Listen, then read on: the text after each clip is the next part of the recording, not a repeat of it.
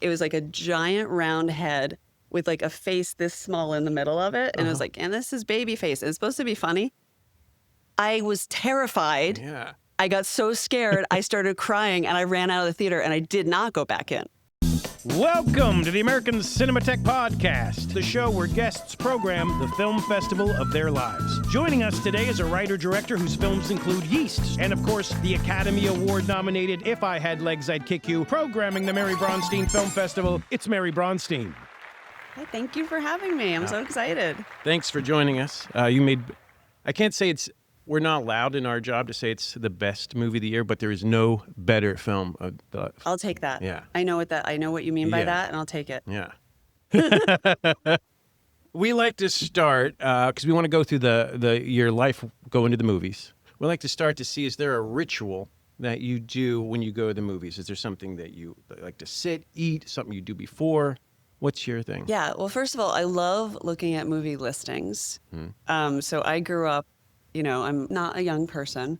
So I grew up before the internet when you would look in the newspaper at the listings. And as a child, I loved doing that. And then when I moved to New York City, the Village Voice, I would pore over that every Wednesday and make my sort of schedule. And now where I do my listings is in New York. There's a website called Screen Slate. Every day I look at that. Actually, I like going to movies with people. It's great. I love going to the movies by myself.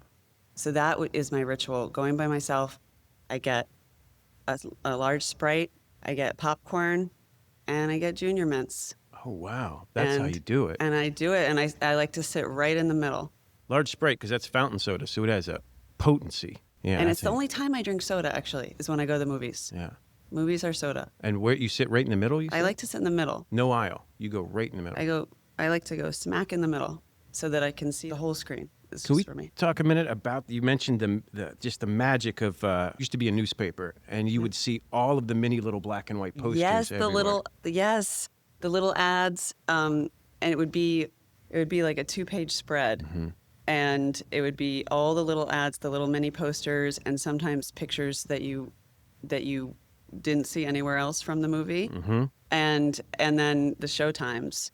And it was like a catalog of movies. It was very exciting. It was something nice about these beautiful color films that you would just watch this kind of faded black and white picture of, Yes, You have to imagine it. 100%. And so when you were doing that, were you allowed to pick the movies when you were younger, or was it they picked the movies for you? Like my parents? Yeah.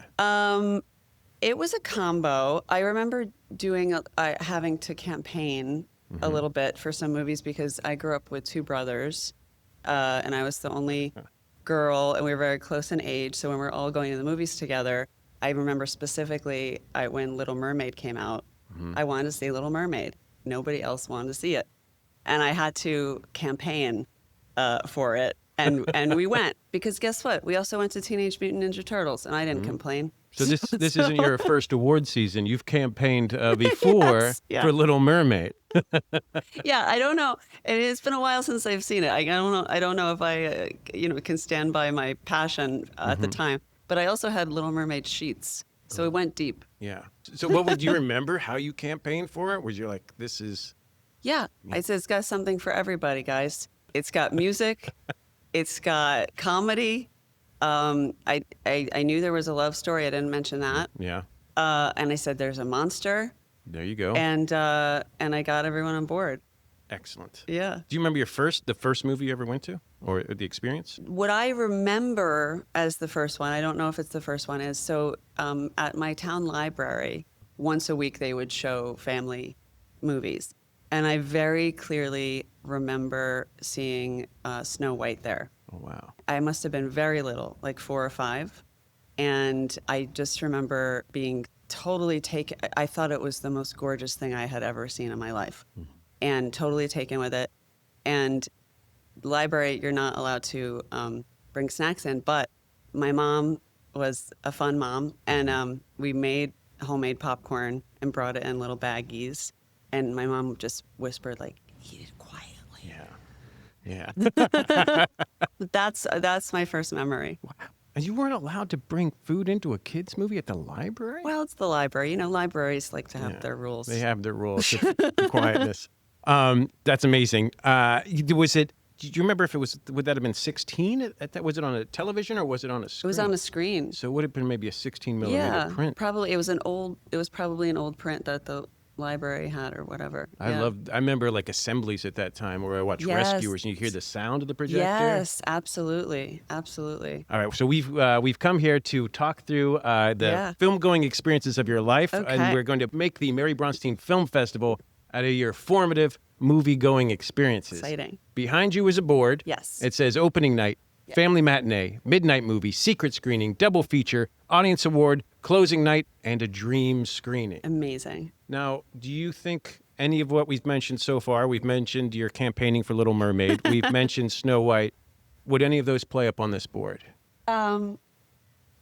Yeah, let's start fresh. Let's start fresh. Okay. Let's do it. All right, let's do it. That was just a little preview. It's a little teaser. It Yeah. wasn't. It's no family matinee from that. There's a different family There's a matinee different. coming. I have one in mind. All right, that's our teaser. Yeah. So, when did you first really start falling in love with movies, or going to movies, or just watching movies at home? I don't ever remember not. Wow. So I loved, first of all, loved television as a child. Loved it. I would say it was if watching TV could be a hobby, I was a hobbyist. Loved the same way I liked looking at, the TV Guide, and my thing was that I loved old sitcoms. So I Love Lucy and The Honeymooners. Loved Three's Company, even though I don't know if I should have been watching that like in kindergarten. It's good though. He flips over the couch. That's what I was in it for, not the sexual innuendos. That came later. But and I remember I Love Lucy had a season where they go to Los Angeles, and because Ricky's going to be in a movie, and that was my favorite season. And from watching those old shows, I got to know old actors, older actors that would make cameos, like Cary Grant, and like Harpo Marx was on an episode of that.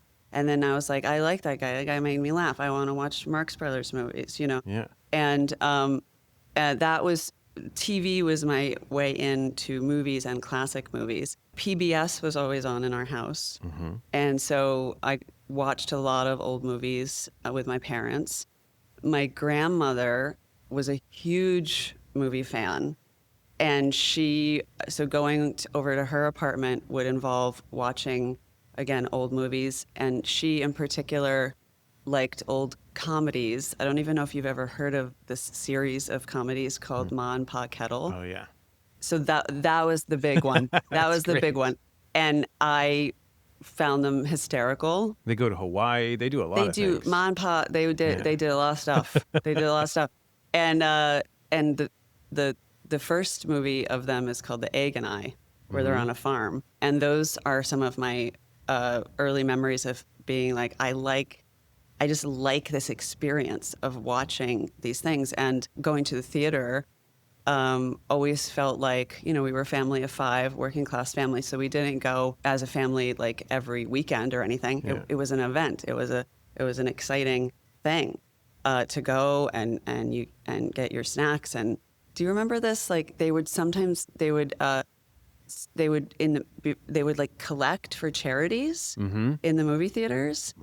Somebody would come with like a can from like the March of Dimes or something and collect. Like it felt like a big event. Yeah. And so I don't ever remember not loving it. And going back to the library, my town library had an amazing collection of movies to rent or to borrow, as you say. And I remember that you could borrow 5 at a time, and you could keep them for 10 days.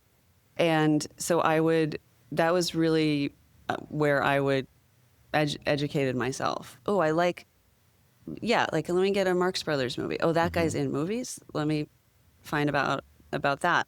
Or I got really into movie stars like Marilyn Monroe.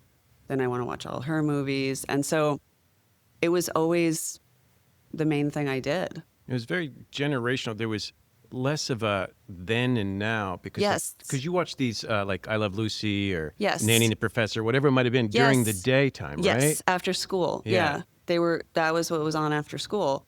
It wasn't there was cartoon programming, but I preferred the channels that were showing those shows. Yeah. Now when Lucy they went to LA for a whole year. They're in Hollywood. I remember one with John Wayne. There was the one with John Wayne. Yeah, and there was in every episode there was a cameo from a movie star. Oh, wow. As I remember it.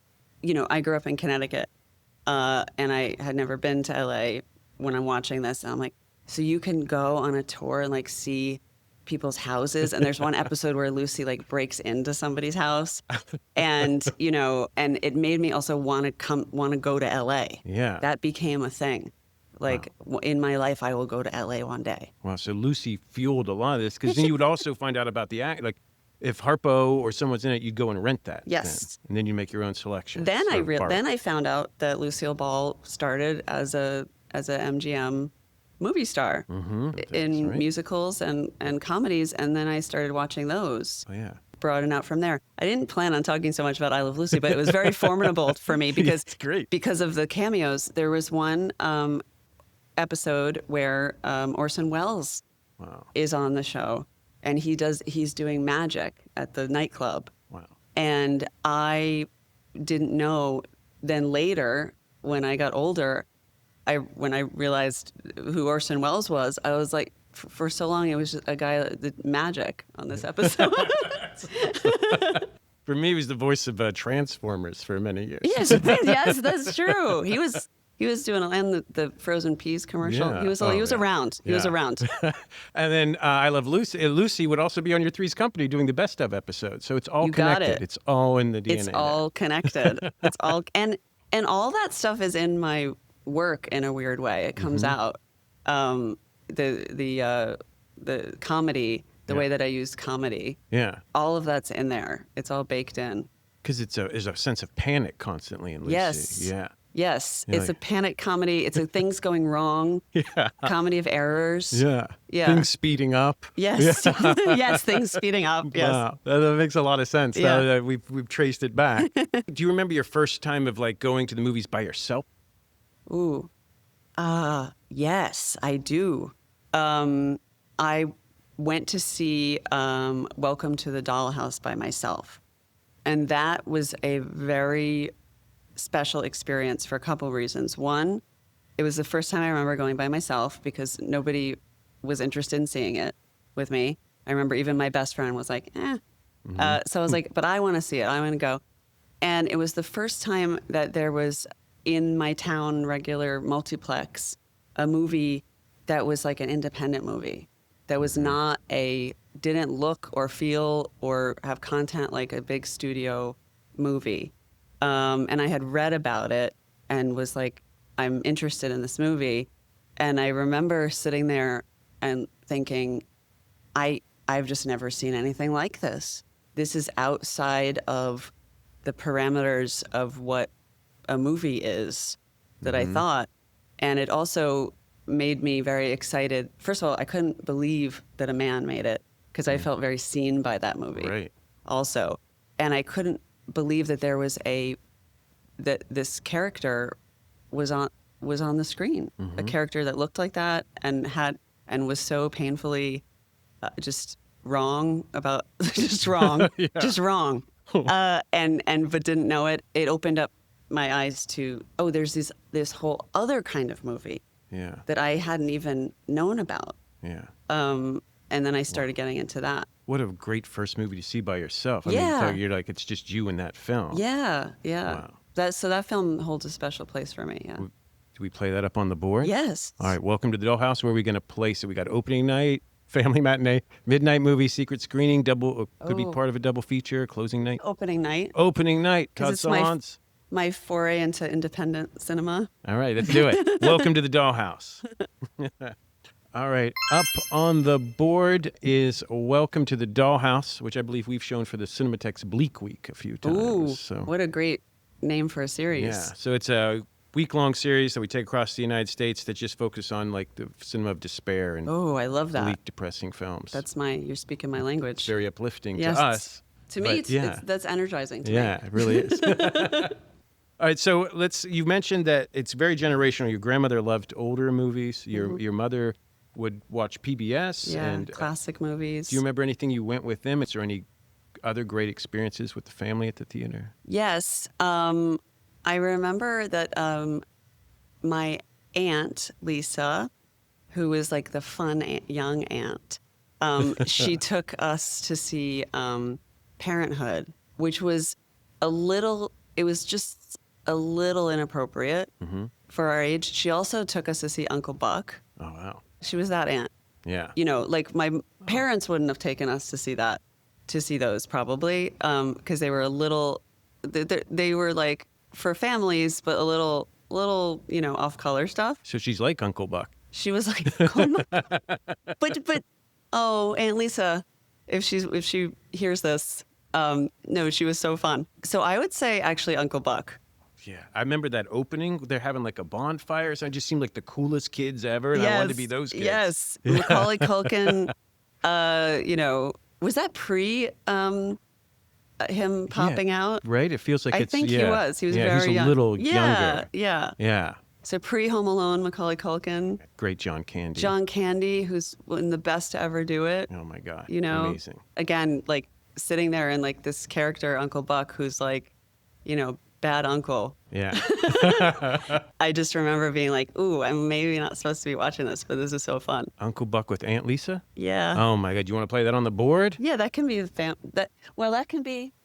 You can always move it. You can change it. There's no rules. You can put it up and decide. Can I have two for family matinee? It's your festival. So let's put Uncle Buck. Okay. And then I have another one for family matinee. Shall we? What is that? You just want to get into? Yeah, I'll just tell you it because it's a good story. It's so the original Teenage Mutant Ninja Turtles, where kids today might not realize, with literally people inside of costumes, like outrageous, and.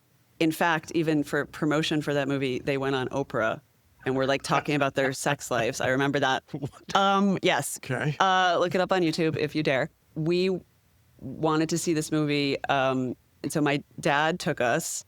And when we got there, this is something else that's in our generation that wouldn't really happen today because you couldn't reserve seats. Yeah. So you would just go and sometimes the movie would be sold out. Mm-hmm. So it was sold out. But we begged my dad, please, can we wait? Can we go to the next show? Can we go to the next show? My dad was like, but the next show is late. It's too late for you guys. No, please, please, please, please. So he said yes. Now, anyone that's ever seen this movie, it's the loudest, most garish. I mean, I'm not recommending this movie as a cinephile, Yeah. But we were there, and I just remember it was so loud, and I look over at my dad like I wanted him to be enjoying it, and I was like, sleep. Dead asleep. And that was memorable. So you all loved it though when it came out. It was just a party. It was exciting. It was a late night party. Yeah. They're eating pizza. They're running around the city in the sewer. Like, I don't even remember the plot. Yeah. It was just a spectacle. And they were in suits. The suits were fun. I like the suits. Yeah. The big hat. Yeah. I don't know who. But somebody was doing that. Yeah, you got to get on the case. I got to get in there. The only that. one knows is Oprah, apparently. I don't even know if she looked behind the mask. Know. Even Oprah doesn't know. All right, we're going to play it on the family matinee. Yeah, Uncle Buck. Uncle Buck. And Teenage Mutant Ninja Turtles. Teenage Mutant Ninja Turtles.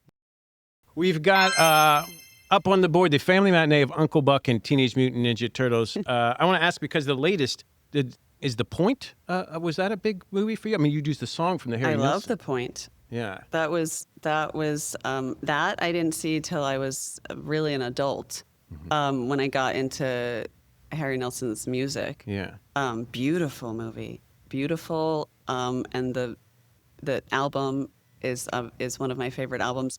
And I was so lucky that his estate allowed me to use that song because Think About Your Troubles, the song, is a through line in my film, and I actually, when I wrote the script, I wrote it into the script. Mm-hmm. I've now it worked out that I got the song and everything. But now I've learned, don't do that.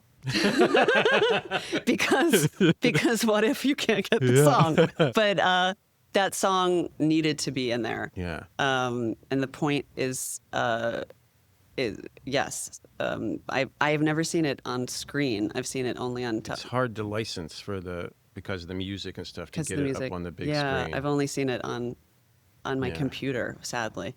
It's like a 2001 moment. That whole whale part where you're like, it's like I remember as a child, like when I watched it, was like I went through like it's decomposing. Like what's happening? And my daughter, we would play that album in the car, and my daughter really, really loved that song.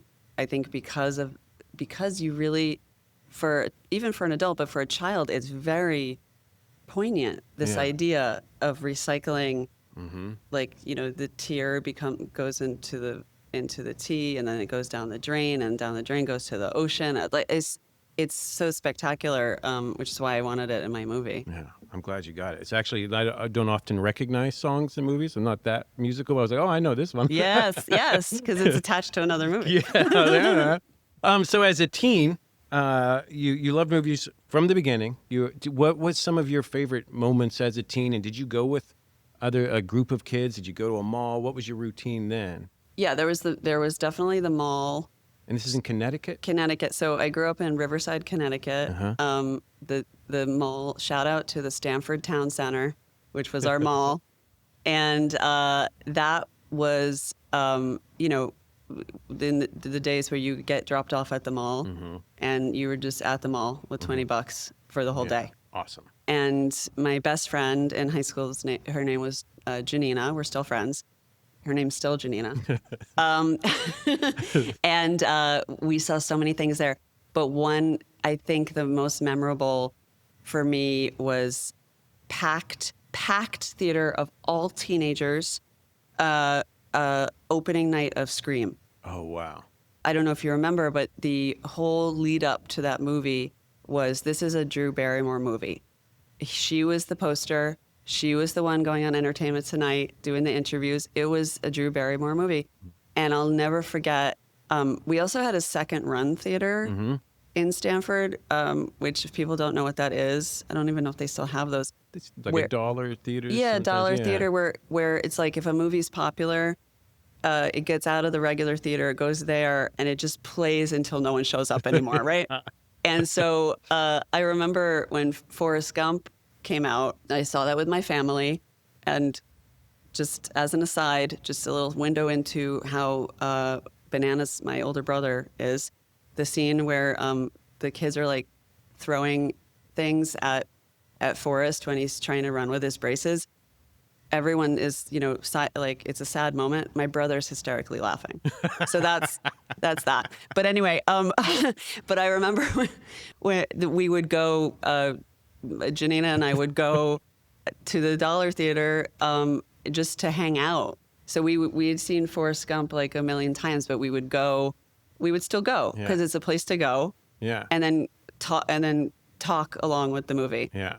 I don't know if this is a category, but the first rated R movie is also like a teenage experience that when my local theater let me and my friends in to Trainspotting. Oh, wow. When we were definitely not 18. Yeah, God bless them. I think I was 15 or so. Yeah. And I had already read the book, so I was very excited about it. Wow. But, that toilet scene. Yeah. It's maybe the only time this has ever happened to me in a movie-going experience. I got up and ran down the aisle and was like retching in the lobby, but then I went right back in. Yeah. And that was a feeling where I was like, the people at this movie theater think that I'm an adult. It was like probably 18-year-olds running the thing. It wasn't a big deal. Yeah. But it was like, are we going to get in? Yeah. Are they going to let us in? And then they did. And you're watching something that's very, above your age range. Yeah. That is a really strong memory too. I feel like people should. I don't know if I should say that, but I always feel like if your teen should watch something, if it's smart, yes, above what you're supposed to see. Yeah, but seeing it, and you can do that And back when I was a teenager, you could do it through television, like movies they'd play late at night, like the late movie and stuff like that. But then being able in a theater, in public with adults, that's a special. Yeah. Everyone has their first experience of that. And it's special. And that was the only time you've got up and just ran from the movie. Well, there was one other time when I ran. I don't want to mention it. I'll mention it. It's embarrassing. Dick Tracy, the movie. This is one of my most embarrassing movie things.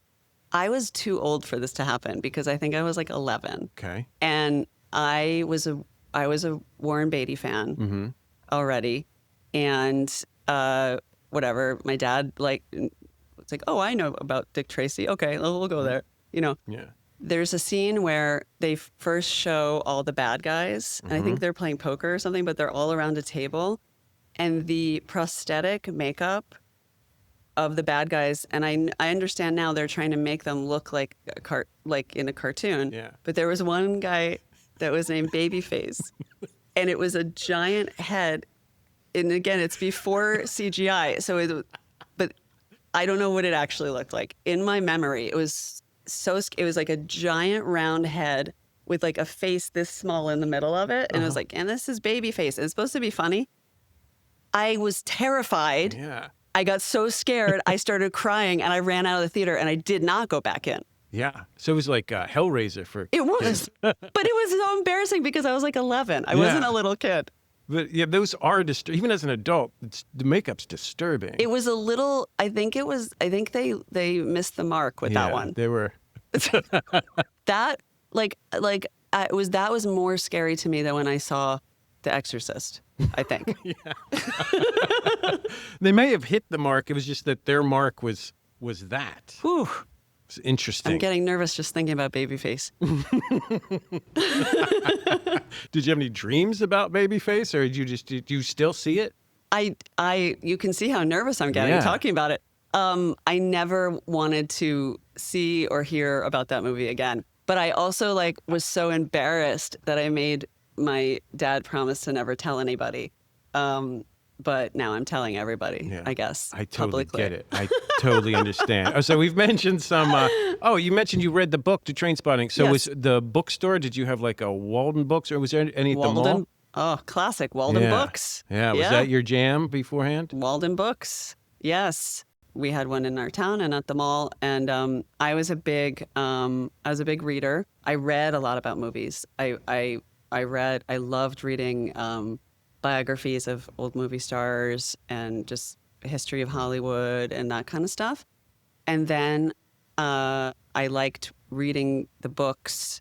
If a movie was coming out, I liked to read the book before. Wow. I remember I was a huge, who wasn't in the 90s, if you were a teenage girl, a huge Winona Ryder fan. Yeah. Or teenage boy. Or, yes, for different reasons. Yeah. Yes. And so The Age of Innocence was coming out, a Scorsese film. And I wanted to see it specifically because she was in it. Mm-hmm. I didn't know about Scorsese yet. I didn't know about, Edith Wharton's work. And I saw the ad in the newspaper. It was not playing in our town. It was only playing in New York City. And I lived about an hour from New York City. And my father, who was an English teacher, I said to him, I need to see this movie. Will you please take me? It was playing at the Paris Theater in New York. And I was like, please take me. And he said that he would take me if I read the book. So now I'm 14 or 15 and I'm reading The Age of Innocence. And I did. I read it. Wow. And then I had to, when we had a discussion about it, and he's like, okay, let's go. And that was the first time I saw a movie in New York City. Wow. Yeah. What an incredible story. Yeah. And you loved the book so as well? Like, is that what... I like, so it added to the experience. Yeah. So then it became not just, I want to see Winona Ryder. It was, I like this story. And then it was actually probably, if I think of, it would have been my first Scorsese film. Wow. Movies and literature have this always from the beginning, have this connection. And it's like movies, it's like with movies and TV, it's like, oh, you're going to rot your brain out and not read. Mm-hmm. But it brings people to reading in an And interesting so way. was that when you discovered, hey, wait, books are different? They changed this? Why did this? Yes. Yeah. Yes. And why? Yeah. Like why does something work in a book that doesn't work in a movie, Yeah. and vice versa? And also I have a philosophy that I think I discovered then, which is that some books, if something's perfect in its form, there's no room for it to be adapted to another form. So that's why there can never be like a great, they keep trying, but a great version of like The Great Gatsby. It's a perfect book. Right. It's perfect in its form. It doesn't need to be in another. It won't work. It will never work. Yeah. You know, and there's some other examples of that. But yes, that would have been around the time where I was discovering that. Yeah. That's how your brain starts thinking like a filmmaker too. It's like, well, why in the book is that? Why did they not put that part in the movie? And then you realize, oh, because you can't. Books are so like interior, and in a movie everything has to be exterior, and that's sort of the trick of it. Was there any part where you're like, this Scorsese guy should have put this in there? I don't remember thinking that, but I was struck with the. There's a particular shot in that movie that stays with me, and it's when it's a shot. It's a wide shot of all men walking down a street in New York City, and they're all wearing hats, and it's windy, and they're all sort of holding their hats, and it's a gorgeous, gorgeous shot. And I remember thinking that in the moment, that's beautiful. And it might be the first time when I recognized like a shot like that. And that's something you can't do in a book, and a shot like that, and you can't do it in a theater, in a play. And a shot like that would never be on television. Yeah. And it was, and now that I make movies, I realize what went into that shot. Yeah. But yeah. All right, so I think we have several selections here that could go up on the board. You Yeah. had the a Psycho experience with Scream, with Teenage Psycho experience. Yes. You had Age of Innocence. Yes. And Dick Tracy. Let's not. Dick Tracy ain't going up Okay. there. Babyface is out. No. Oh, and also Trainspotting. Oh, yes, I would Trainspotting. say secret screening could be Trainspotting. Let's do it, right? Because my parents didn't know that I was going there. Oh, yeah. I don't know if that's what that category means. Yeah, but that's exactly what Yeah. it is. All right. Yeah. So Trainspotting is going up on secret screening. Let's put it up on the board. We are back. We have the opening night of Welcome to the Dollhouse. We got Uncle Buck, Teenage Mutant Ninja Turtles, and Trainspotting. Ooh, what you a mentioned combo. This festival. Sounds good. You said you went to the Paris to see Age of Innocence. Yes. It's now run by Netflix. Yes. The Cinematheque does Bleak Week there every year. Oh. We take it to the Paris. Do you remember what it was like at that? Can you describe that theater at that time? It was, so I had never been to I'd only been to like a suburban multiplex or a mall theater. I'd never been to like an older theater where the theater is part of the experience. And, the Paris Theater is catty-cornered to the Plaza Hotel and the entrance to Central Park. And at that time, also on the other corner was the giant FAO Schwartz. It's not there anymore.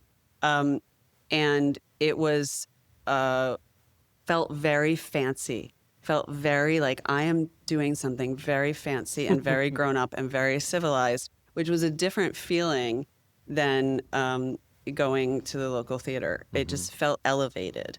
And the theater itself was gorgeous, gorgeous, and had a single marquee on the front that said Age of Innocence.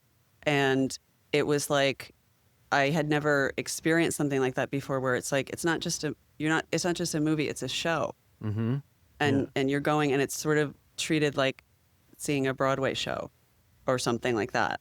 And the theater was very beautiful and ornate. I've been there since Netflix has bought it, and it's kept, it's still similar, but some of the magic is gone,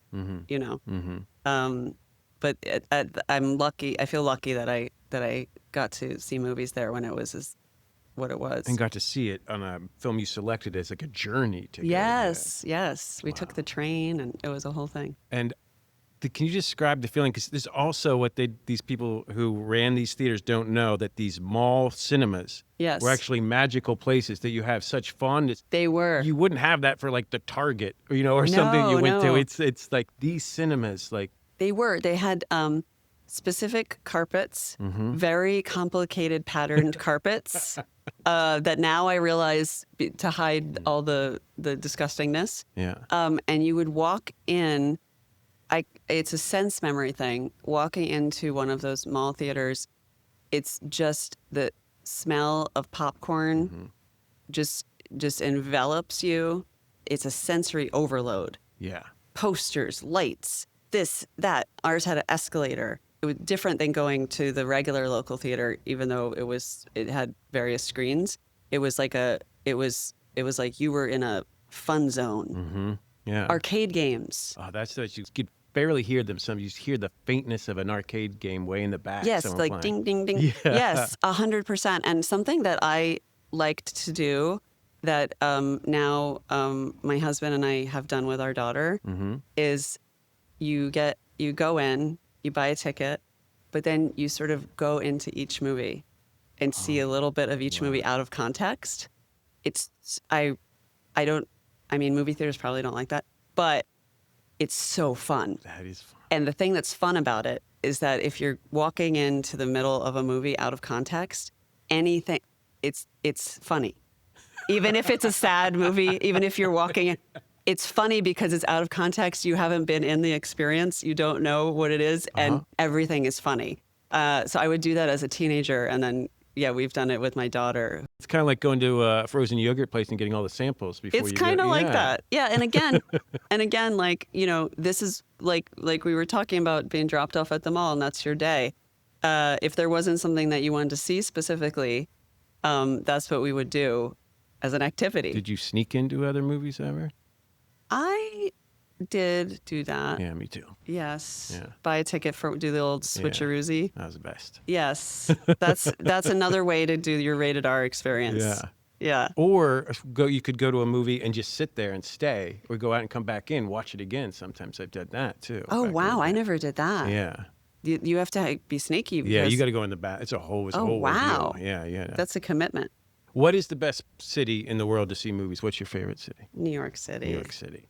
There's New got York a lot of City. good cinemas in New York I City. mean, I'm a New Yorker, and one thing that I've seen, I've lived in New York City for over 25 years now, and one thing that I have seen that's changed is the closing down of the single screens. So when I first moved to New York City at 18, there was a ton of just single screen movie theaters. And those have kind of all disappeared. Yeah.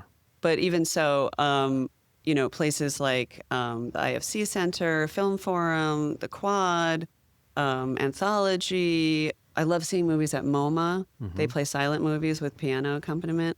I feel so lucky because there's on any given day, there can be a spectacular film playing that you've never seen on like a 70 millimeter print or something, Yeah. and a Lincoln Center. It's such a vibrant programming community at all these theaters as well. And also when I first met my husband, who's also a filmmaker, Ronald Bronstein, he was a projectionist in the art house theaters. And so I would spend a lot of time in the projection booth, like in Desperately Seeking Susan, watching him do the changeovers and watching the movies through the little window. That was a cool experience. There's something amazing about watching movies through the port glass window. Yes. Just like... Yes. You feel like because the sound is distorted and you feel like you're spying. But you're still watching the movie and you can smell the film with the light bulb. Yeah. Yeah. And that's something that I'm glad that I had that experience. Like the hot dust coming Yes, off the that hot thing. dust. Yeah. And also the snipping of the ends. And that's something that I didn't know was a thing. Yeah. That to do you always have to snip the ends if the ends are whatever. And so like every time a print is is played, it just gets a little tiny, Little tiny, and some projectionists like save those. Yeah. You know, it's like cool thing. Some projectionists save things they're not supposed to save too. Yes, yes. But now it's switching over to a lot of everything's DCP. So that the union that Brownie was in is shrinking and shrinking and shrinking. And so, but there's still places, I think Lincoln Center, Yes. you know, out here it's Cinematheque, the Yes. Academy, UCLA. There's still Yes, gigs that are happening. it's great, and it's a dying skill too. Yeah. Knowing how to project prints. Absolutely. Yeah. Hey, we still have some Midnight Movie Double Feature Audience Award and Closing Night. Again, we mentioned Scream Yeah, Scream's got to go on here. and Age of Innocence. I would say Midnight Movie Scream, Okay. and I would say Audience Award, Age of Innocence. Yeah, because you were there, you were aware Yes. of your audience. Yes. Actually, or should Scream be the audience one? Because I had that experience. Oh, yeah. Oh, yeah. Right? Which means your fest, but that makes sense. It was a teenage It was a teenage riot. Yeah, let's put Scream on Audience Award. All right, we're Okay. going to play Scream up on the board Yeah. for the Audience Award. And so we're back. We just played Scream for the Audience Award. You mentioned some of your favorite theaters in New York. The Angelica, was that Angelica, yeah, sure. and that would sometimes shake. I remember it with a train. So Angelica was a really, really important theater to me. I can't believe I didn't mention that before because I went to NYU. And that's where you would go. It was the closest theater to the NYU sort of area, and a lot of just you would go and it's all NYU kids. And yes, the thing that is special about that theater is that there's a subway that goes directly under it. And it rumbles every time the train goes under it. It rumbles you. And sometimes it really can add to a movie. And probably the most memorable, exciting movie I saw at the Angelica was opening night of the Blair Witch Project. And people, young people especially, don't realize that the campaign for this movie was that, and we all fell for it because it had never been done before. And this is like very early internet days. The campaign for this movie was that this was a real movie. This was a document. This is found footage. These kids went missing, and in the NYU area, they put up missing posters because they were supposed to be film students at the school, and there were posters of missing kids. The campaign for this was insane, and so you would talk about it like, "Do you know that kid?" "No, I don't know." Like, wow. And there was like a website, again, very early internet. This would have been, was it 97? Yeah. 97 or 98? 97, 98. Yeah. It's right in there. Right in there. And so you would go to the website, and the website was set up to be like, it was the parents of these kids had made this website, please find our kids. Everyone bought it. And so I remember lining up. I remember standing in the line, around the Angelica. Everybody was buzzing. We thought we really were going to see found footage of kids that had disappeared, and no one had still found them. Now, looking back, who edited this footage? It's not found footage. It's an edited film. Right? Yeah. It's not just Right. raw footage. No, we didn't think about that. And that movie is very scary. It actually holds up as a scary movie. My daughter, who's 16 now, it's one of her favorite movies. It holds up. Yeah. I remember that during a scary part where they go, where they first find those little sort of talisman things hanging everywhere, and they don't know where the subway car went under and sort of rumbling. Wow. And it just added to Yeah. the frighteningness of it, and it was really scary. Yeah. Because again, we thought it was real. Boy, the unknown is such a thing. Like in your Yeah. film, you don't know, exactly what the daughter Yes. has, and we can't see her. Yes. So it makes me very anxious because I just want to see the person and Yes. try to protect them or something. And also, it's scarier. Yeah, it's things that scary. you don't see are scarier. Like with monster movies or things like that, I always think that the monster that you don't show, it's always going to be scarier. So I always get disappointed when the thing shows up. Yeah. because the anticipation of not knowing, nothing can ever be as scary as what you could imagine it to be. Yeah. You know, and I think that was the genius of the Blair Witch Project too, is that you never saw the bad person or the monster or the witch or whatever it was supposed. You never even knew. It never even settled on what it actually was because the people in the movie never discovered it. Just standing in a corner. And it's such a film. It's such like a movie because of the way that the cameras are used. There's two cameras. There's a video camera and a film camera. That's the other thing. How they never run out of film and when. Yeah. What's that about? But anyway, and the movie, the way that you know that the characters are murdered is that you're seeing their point of view through the camera that they're holding, and the camera drops on the floor. Yeah.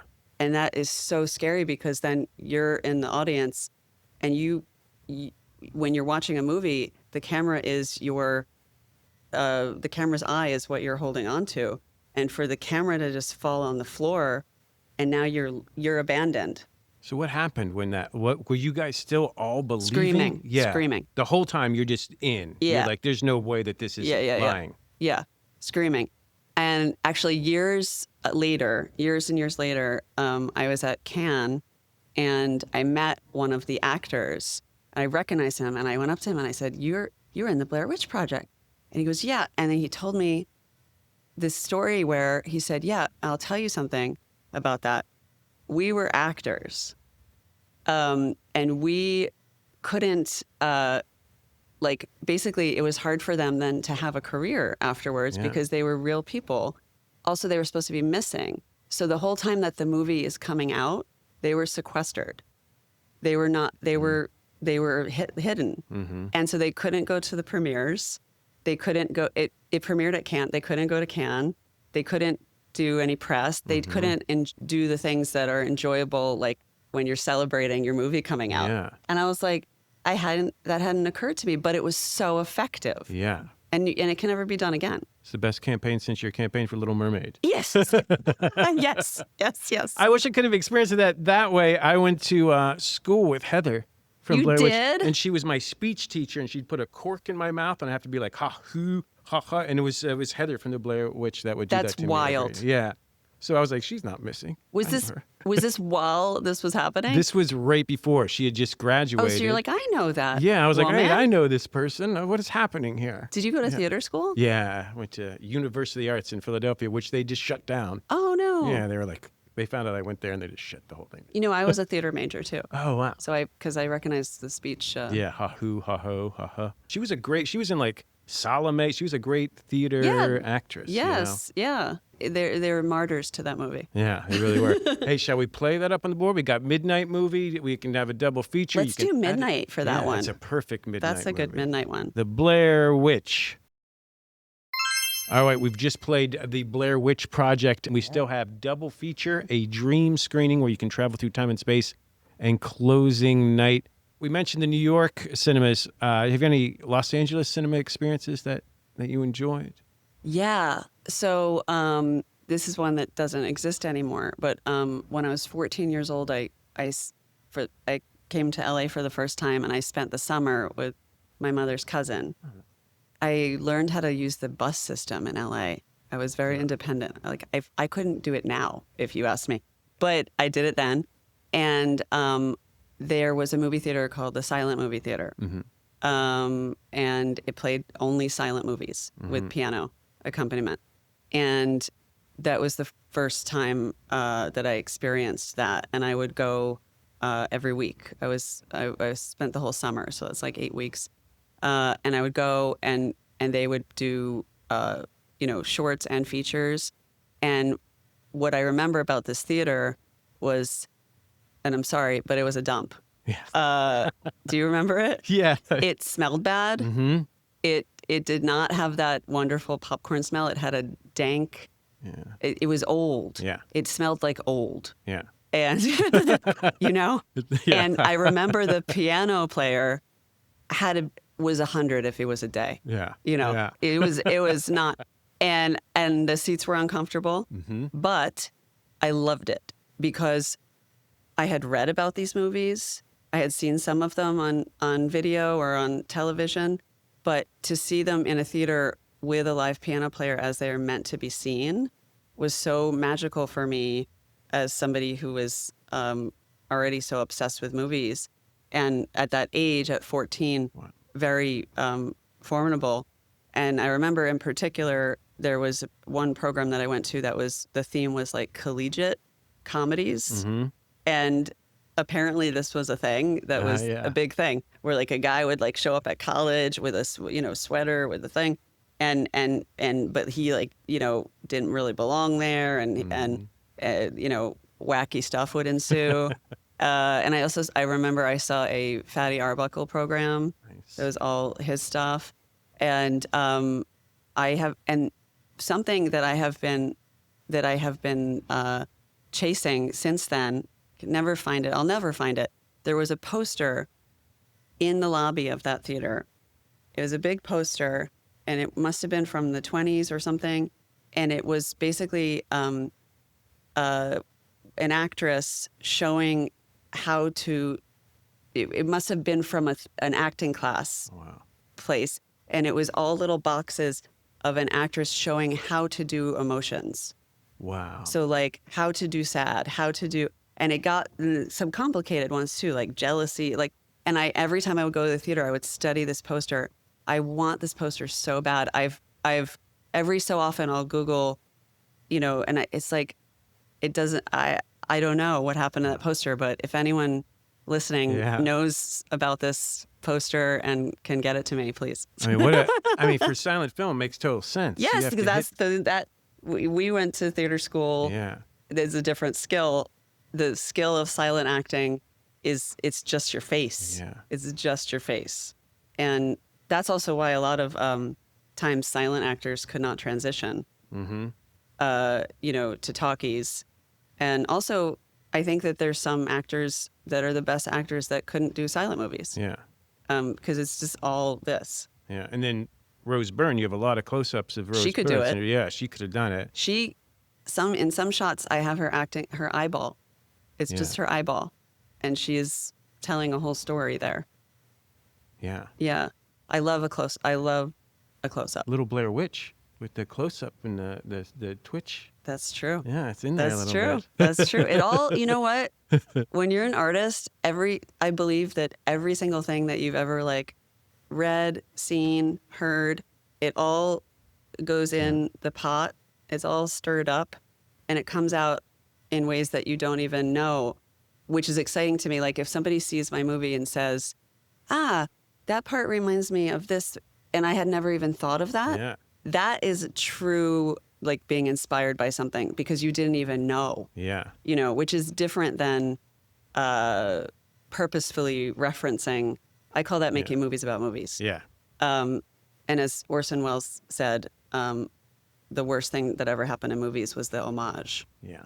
But when something comes out of you, and it hadn't even occurred to me till we were talking about the silent movies just now.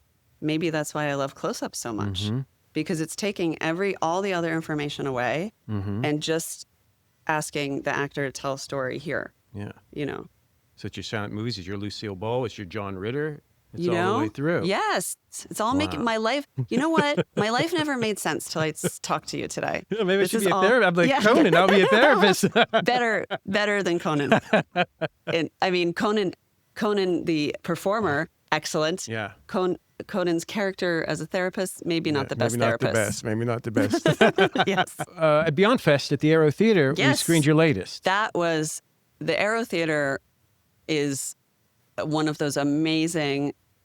First of all, the marquee alone was, I couldn't take enough pictures of myself under the marquee. It's like one of those classic, Hollywood movie theaters. And the spirit in there, the people that run it, it was so exciting. Yeah. Before my movie played, somebody was on stage throwing T-shirts. Oh, yeah. And getting the crowd in a frenzy. Yeah. Like a concert or something. Yeah. It was a real, that theater is really special.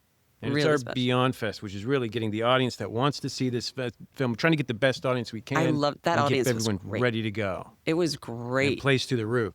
It was great. And A$AP Rocky brought some of his friends. So he brought Tyler, the creator, who got junior mints for the movie.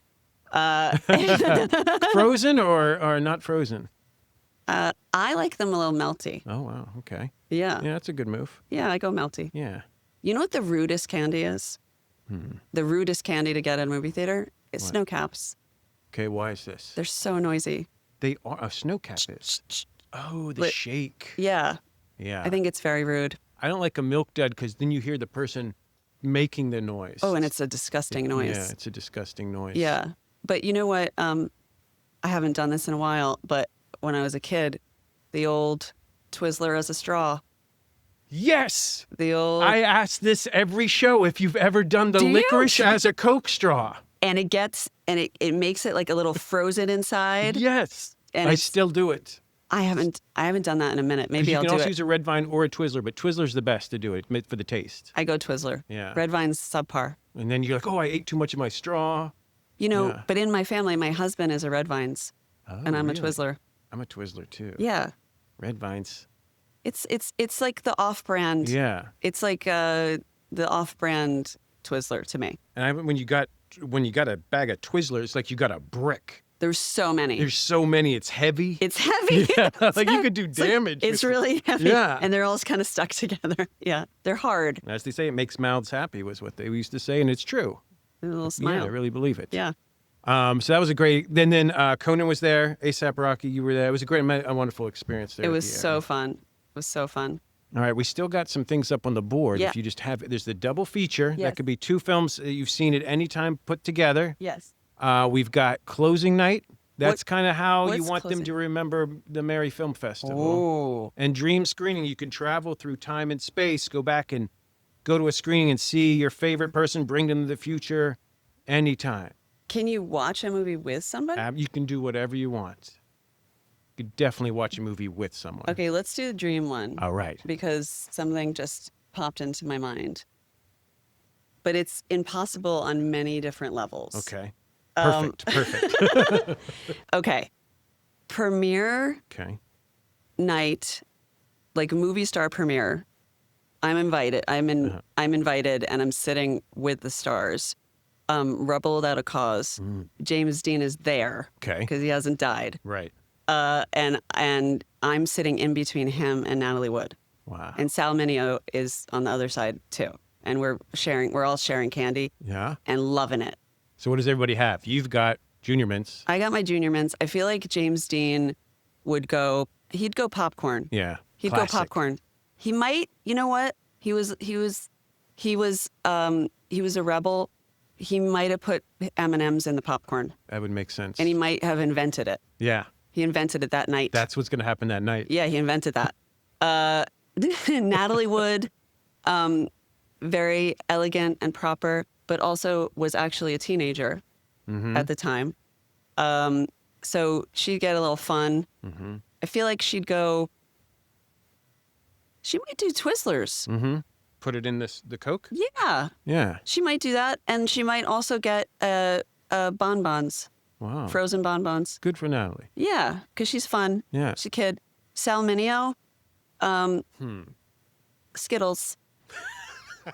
Wait, so maybe you've brought those to the future and introduced them to, because I don't think There's they're a around. lot. That's why I'm saying there's a lot happening. There's a lot happening that's impossible, and it's future, past. Oh, it's all possible in this game. But this and what happened after the movie is we skip the official party, Okay. and we go and we just rage out at James Dean's house. That's a great, so okay. And Liz Taylor comes over. Oh, how's she doing? She's great. Excellent. Yeah, she comes over. There's cats there. Yeah. So you'll go back, you'll pick up James Dean, so he's still alive, Yeah. bring him to the premiere. Yeah. You've brought Skittles in your pocket because you want to give them to Sal Mineo. Yeah, and his mind is blown by the Skittles. Yeah. Yeah, James Dean invents the M&Ms and the popcorn, which becomes a thing. Yeah. You know, Natalie's pigging out, and then we party with Liz Taylor. This is a better world. Yes. We're totally going to put it up on the board. Yes. Rebel without a cause. Ooh, now I'm excited about that. I forgot to mention that in this vision that I have, they're in their costumes from the movie. We'll mention it when we go back. That's not an important detail, but he's wearing the red jacket. Yeah, that totally makes And sense. maybe I get cold and I get to put the red jacket on. Maybe he is a gentleman Yeah, and that's says, "Do probably you what want it to wear is. the jacket?" Yeah, you intentionally wear something that makes you Ooh, I'm a cold, little and cold. or tell the theater manager make it Yeah, I do a colder. little, girl trick. We've got dream screening, so we just have a double feature and a closing night. I'm very excited about the double feature. Okay. Are you ready? Yeah, I'm ready. Okay. It's very intense. Okay, you go in. The first movie is Who's Afraid of Virginia Woolf? Okay. Okay. One of my favorite movies. Mm-hmm. One of the best performances. Speaking of Liz Taylor, Yeah.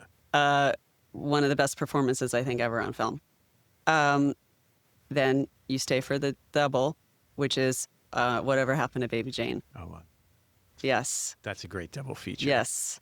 It's a powerhouse. It's a lady powerhouse.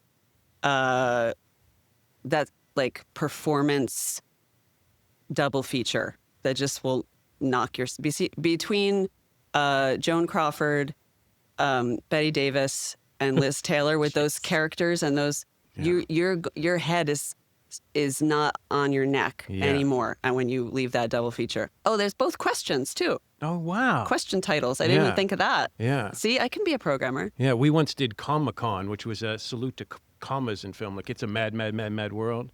Which, by the way, when I did the Criterion Closet, that was one of my picks. Really? I love that I movie. love them. It's like a Looney Tunes, except live action. I love it, and it was always playing on television. And when you I was knew young. who they were as a young person, where no other young person probably knew who these people were. I knew who all of them were. Yeah. And one of the most awkward and funny parts of that movie is when it's so sad when the Three Stooges shows up and they're like corpses. Yeah.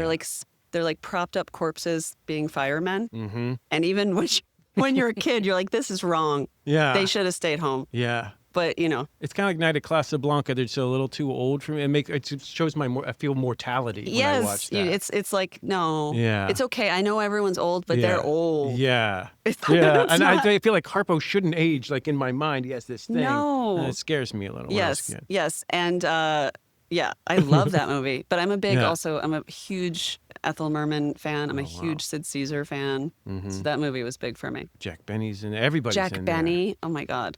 Everybody. Wow. Everyone that no one has heard of And that's it's- listening to this right now. there. And it's in 70 millimeter. If you go to see it in a theater, it's 70 See, I've never millimeter. seen it in a theater. Oh, wow. I've only seen it on television. You need the special lenses for that, the same way that you need them for Sinners or. So that's not always shown in 70 millimeter festivals, but it's a Right. great. There's so many gorgeous wide hanging off shots. signs. And, Yes. Oh my God! I'll tell you this story. You might appreciate it. Yeah. So we were showing It's a Mad, Mad, Mad, Mad World, and I go up to the projection booth, and the projectionist says, "It says 8 of 8, but it should be 9 of 9. We're missing the last reel. They didn't give No. it to us." So I had like this beat up 90s Honda Civic You must at the have had time. a heart attack. I had to jump into the car and drive to the Bob Hope Airport over there. And this car should not be going fast. And I was going 100 miles an hour. So while at the beginning of the film where they're driving like That's crazy, so stressful. I'm doing the same thing in real life where I go and we get the print to the projectionist with like, I don't know, maybe it was about 10 minutes before the last and reel. the projections must have been sweating bullets. But it was like I was in the movie. You were in the movie. In You were the getting the movie. treasure. Yeah. Oh my gosh. Crazy. Well, there's somebody can appreciate my Mad World story. That's so stressful. All right, let's put it up on the board. Yeah.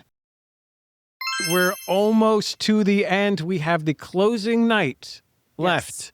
So we've talked through your life of going to the movies. Is there something that you would want them to have a representation of what the Mary Bronstein Film Festival is? Is there something you would show? Yeah, I think we'd go back to the beginning, and this is unusual and might be very costly for whoever's putting on this festival. And they're going to have to do some special masking on the screen. But an I Love Lucy marathon specifically the Hollywood. Oh, wow. The Hollywood season. If I'm trying to remember the episode, the last one I saw, that was John Wayne, and she breaks his feet or something. He had his feet, somebody's feet in the. She breaks the Grauman's Chinese Theater cement thing. Yeah. She actually ruins it and tries to put another one in. They take it out, and it smashes. And they have to get him to come back and do it again. But he was grumpy about doing it in the first place in the show. Yeah. Yeah. And that it opens up with them in a car. The transition of them deciding to go to Hollywood and then going it was very exciting as a child. They're all in a car. It's obviously a rear projection, you know. And they're going to drive cross country, and they're singing "Hooray for Hollywood." Yeah, it's awesome. What is the best I Love Lucy episode? Do you have a favorite? For me, I mean, job switching is you can't beat that. But I also love Vitamita Vegemin. Vitamita Vegemin, amazing. I like the one where Lucy tries to learn to do ballet. Oh wow, that's some physical comedy that you can't beat. Yeah. But they're all good. That's a great selection. So we're going the whole season of I Love Lucy Goes to Hollywood. Yes. Oh, perfect. Putting up on closing night. Yes. That's fun. Now I want to go to this festival. But what a weird. It's so awesome. It's crazy. This is amazing. This is Mary Bronstein. This is your life. All right. We have fully programmed the Mary Bronstein Film Festival. Would you like to talk us through your selections here? Yes. We got opening night. We open strong with Welcome to the Dollhouse. And then we have a family matinee for families to come. But there's a little warning with Uncle Buck. Maybe not the youngest kids. Mm-hmm. Uncle Buck and Teenage Mutant Ninja Turtles, the original 80s one. Then you stay for the midnight movie with the terrifying Blair Witch Project. Secret screening, where I want teenagers to not tell their parents and go to see this movie, Trainspotting. Parents don't belong there. No. You don't go with your parents. Double feature. This is going to be a very intense experience for people. Who's Afraid of Virginia Woolf and Whatever Happened to Baby Jane. Not Babyface. Yeah.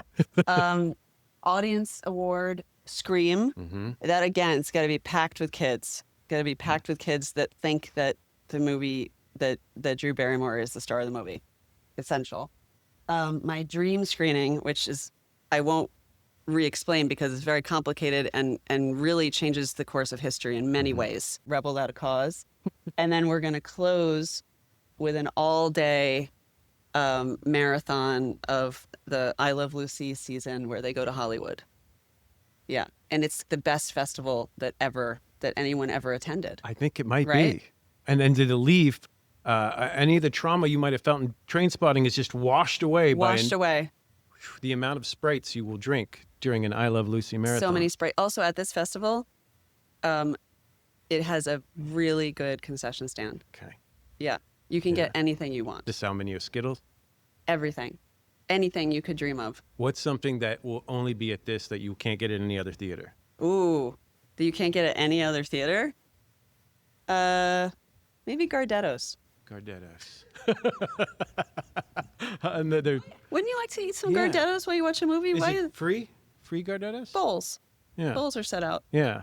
That's how we do it. All right, the box office is closed. The Mary Bronstein Film Festival has been fully programmed. Thank you so much for coming down. Thank you for letting me do this. So fun. It's super fun. Thank you. Thanks.